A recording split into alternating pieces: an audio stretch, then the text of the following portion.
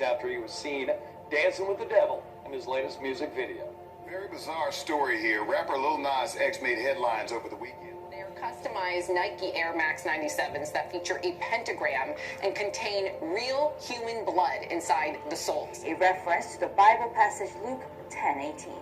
In a statement, Nike said, quote, "We do not have a relationship with Lil Nas X or Mischief." Nike has a right to be like, hey, we have spent 50, 60 years getting that brand and that logo to where it is. You putting a pentagram next to it is not really Where's what the we're blood feeling. coming from? Like, Yeah. What you is can't that, use Jeff? a Nike swoosh on anything. You can't just sew that on your jacket and be like, yeah, this is Nike's. Like, you can't do that. Tacked onto the New Testament because the Christ in the Gospels was portrayed too much as a figure of mercy, whereas in Revelation, Christ is portrayed primarily as a judge.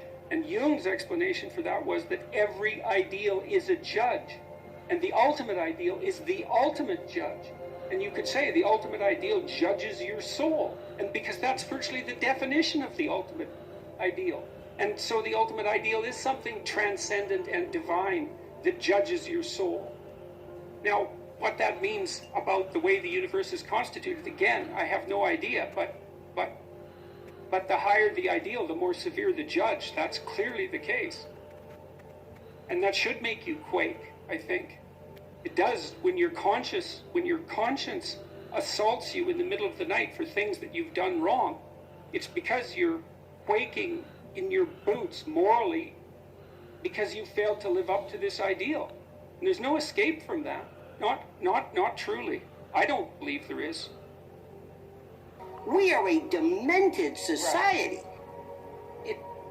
That's also not false, because the ideal that we're all chasing, we don't know what its ultimate reality is. You know, if you have an instinct towards further development, we don't know the limits to what that currently greater could be. And that's where the idea of mentorship, let's say, shades into something like religious worship, because I suppose if you think about the Christian world, the ultimate mentor is Christ. And you could say that being a Christian, or you could say that being a psychologist, and if you said it being a psychologist, you would say, well, it's by definition that the ultimate mentor is Christ, and what Christianity has been, as it unfolds itself over the last 2,000 years, is an attempt to engage all of the people within that belief system in a dialogue about what that ideal actually constitutes.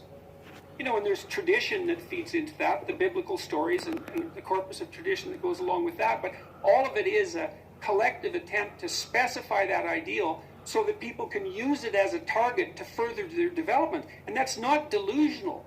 How does this transition between an Old Testament version of God that requires of us to become good, that God itself or himself or herself is also good, how does this idea, this interpretation of our relationship with God, this Old Testament which places this sort of obligation that sort of punishes Job for his phatic impersonation of worship, how does that evolve into the Christian idea of Christ as the perfect mentor, Christ as the perfect Why emblem? don't you ask a difficult question?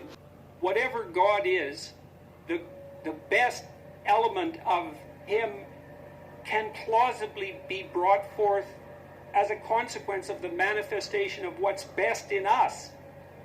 And that might be the willingness to sacrifice and the willingness to trust and the courage to love your neighbor, the courage to love your enemy.